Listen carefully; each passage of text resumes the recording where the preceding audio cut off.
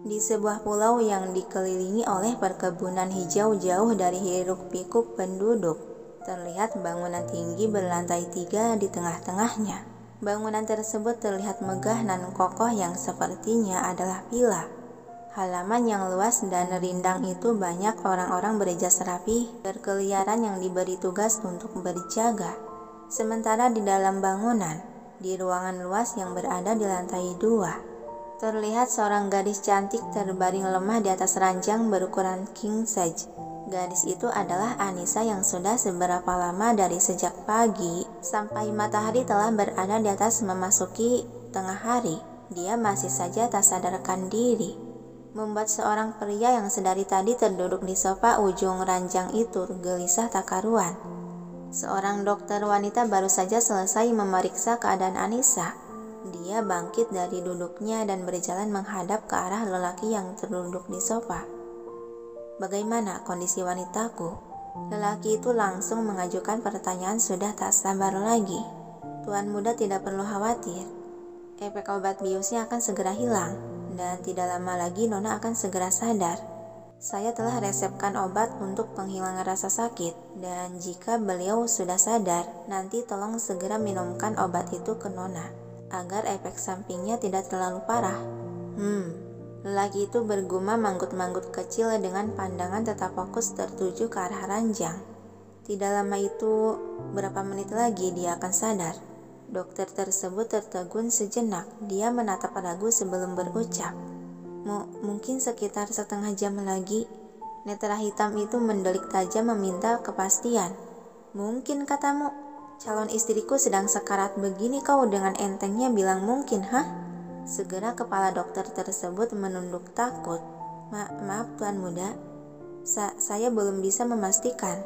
Saya harus cek dulu seberapa banyak Nona mengkonsumsi obat biusnya." Desah kasar lelaki itu sambil mengibaskan sebelah tangan sebagai isyarat pada bodyguard yang berdiri berjaga di sana untuk menyeret wanita berjas putih tersebut. Dan secara sigap dua lelaki kekar berjas hitam memegang kedua lengan dokter itu.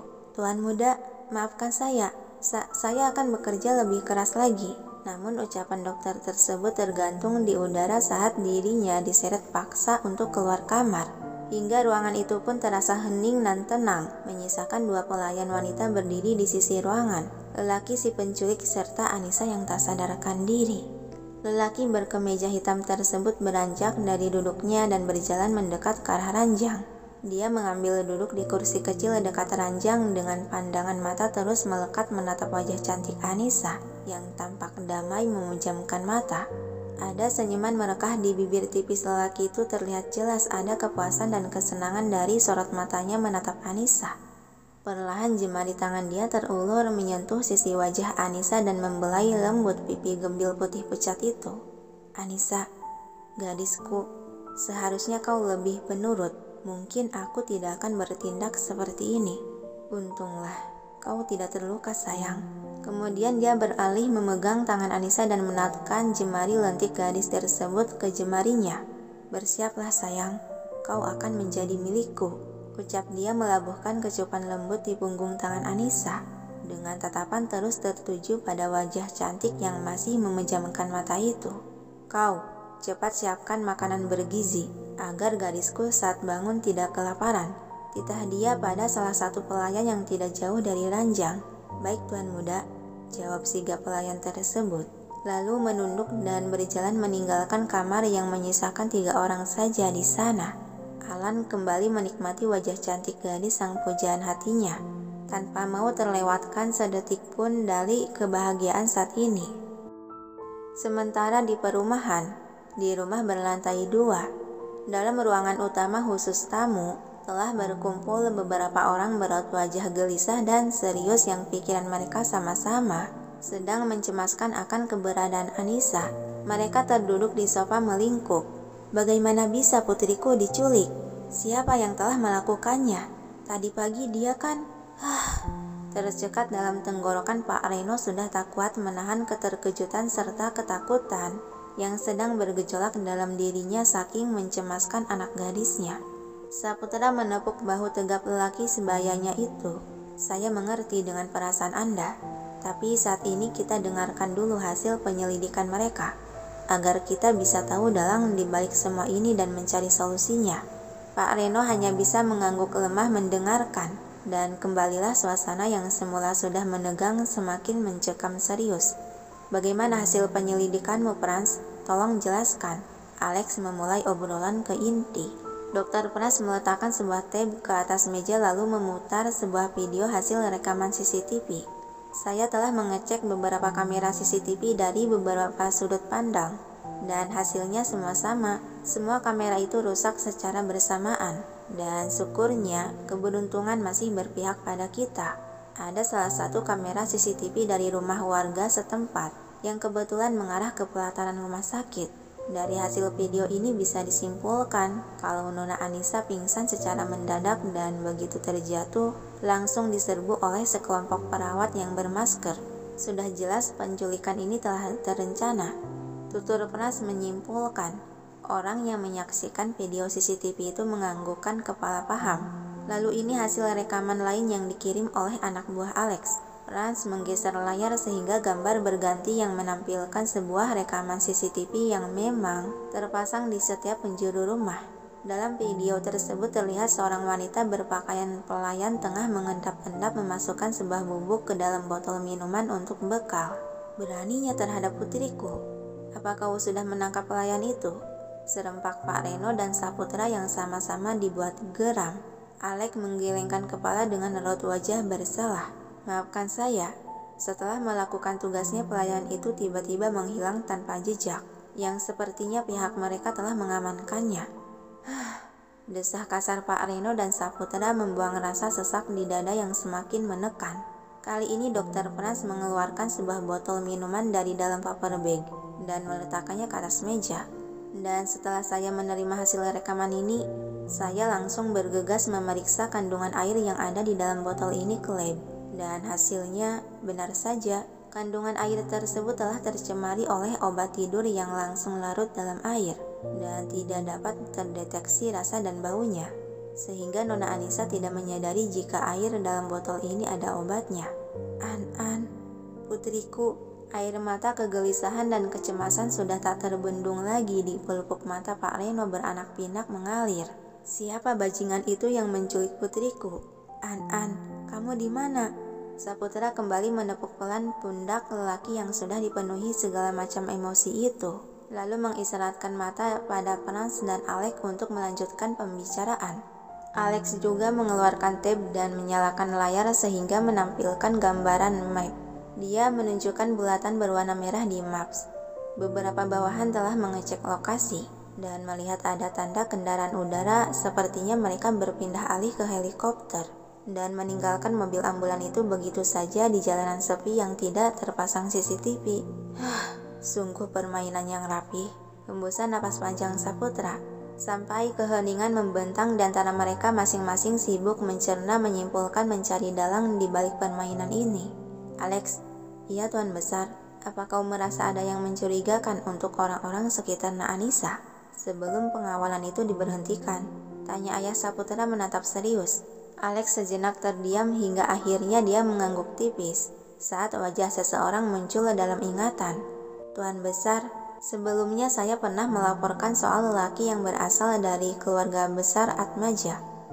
Apa Anda bermusuhan dengan keluarga Atmaja? Tapi kenapa harus putriku yang jadi korban? Pak Reno langsung menyimpulkan sudah diambang kesabaran. Tidak Pak, Anda salah paham. Alex menengahi. Sudah jelas kau tadi menyebutkan keluarga Atmaja. Cukup. Suara meninggi Saputra menghentikan kegaduhan sehingga dalam sekejap menjadi hening. Dia menghembuskan napas kasar sebelum berucap. Tahan sebentar emosi Anda dan buang prasangka buruk Anda. Kemudian dia beralih menatap sekretaris Alex. Kau kirimkan orang ke keluarga Atmaja untuk mengundang ayah dari anak itu. Pastikan saat ini juga dia harus bertemu denganku. Baik Tuan Besar. Jawab sigap Alex langsung memberikan isyarat mata pada salah satu bodyguard kepercayaannya yang berada berdiri tidak jauh dari sofa yang diduduki.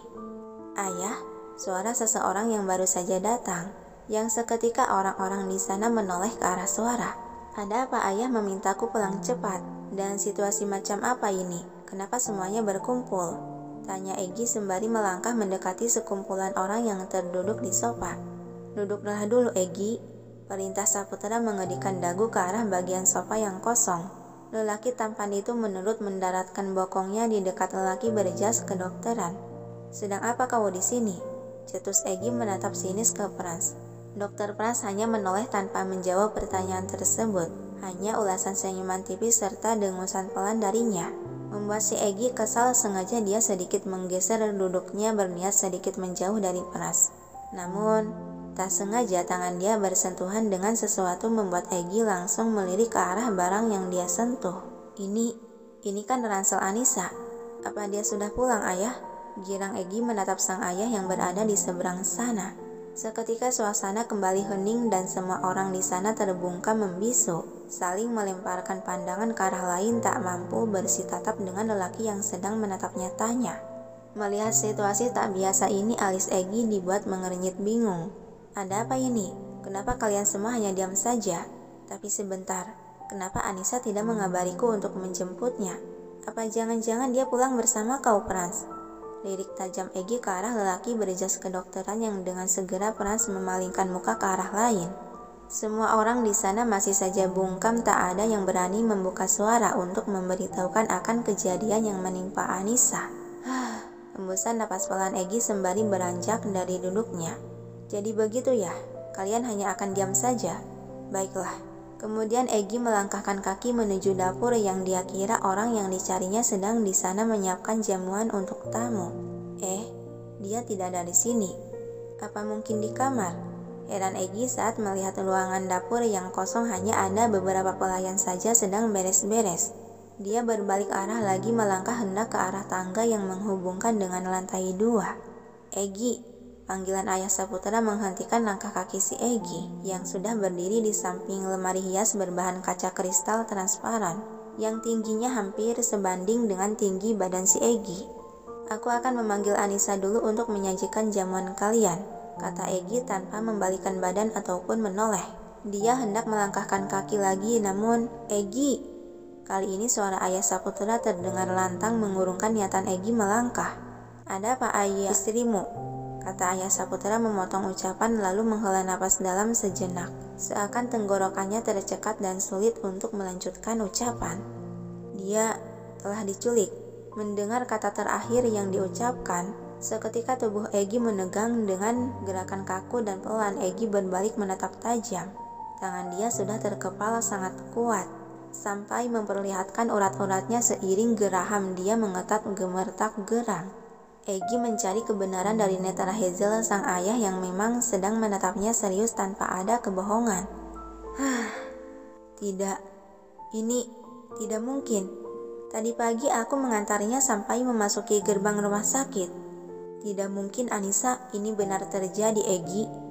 Istrimu telah diculik, ucap Saputra memperjelas, membuat gejolak amarah dalam diri lelaki itu memuncak. Kedua mata Egi sudah memerah oleh emosi yang dalam seketika membara seakan darah dalam tubuh mendidih. Sialan, teriakan Egi dan refleks dia meninju sekuat tenaga pada lemari kaca hias yang ada di sampingnya, sehingga sebagian lemari hias itu hancur ambruk dengan segala barang antik berbahan kaca yang ada di dalamnya ikut berhamburan keluar, pecah berkeping-keping berserakan ke sekitar lantai dan sebagian menghujani sepatu dan menggores pipi mulus Egi. Napas Egi memburu akibat emosi yang sudah menguasai dirinya. Siapa si brengsek yang berani menculik istriku? Teriakan disertai geraman Egi, dan orang-orang sekitar yang menyaksikan tampak terbelalak terkejut menatap tak berkedip ke arahnya. Dugaan ayah, anak dari keluarga Atmaja. Celetuk ayah Saputra tersendat-sendat bertambah terkejut saat melihat tetesan cairan merah yang kental bercucuran tercecer di lantai berasal dari genggaman tangan si Egi. Egi, tanganmu, brengsek, sialan. Anissa, tidak, sialan. Umpatan Egi sembari berbalik kaku dan melangkah gontai menaiki anak tangga. Egi, tanganmu berdarah, teriakan Saputra melihat tetesan darah dari kepalan tangan si Egi berceceran di sepanjang jalan anak tangga. Namun Egy yang sudah diliputi oleh amarah sudah tidak memperdulikan lagi sekitar. Dia terus berjalan lemah menuju kamarnya yang berada di lantai 2.